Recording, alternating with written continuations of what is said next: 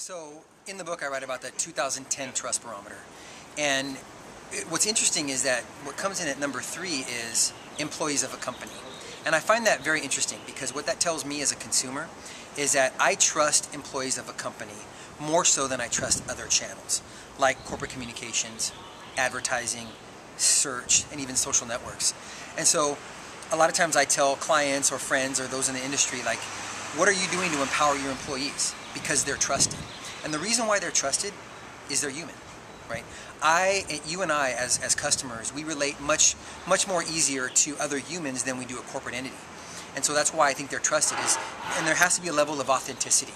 If I'm an employee and I'm not spitting out one-way marketing messages and press releases, and I'm having a real conversation and adding value, then I'm mostly trusted by my micro-community. On the other hand, if I'm just kind of spitting out, a press release or a blog post, but I'm not engaging with the community, that trust goes down. And that's just based on my personal experience. Well, in the barometer, can you talk about the first and second place and the last place on that list? Sure. If I recall correctly, number 1 is like analysts and journalists, and traditionally those channels are trusted because they come from a very objective perspective. They're there to report something and not necessarily have an opinion. So they're obviously at the top of the list.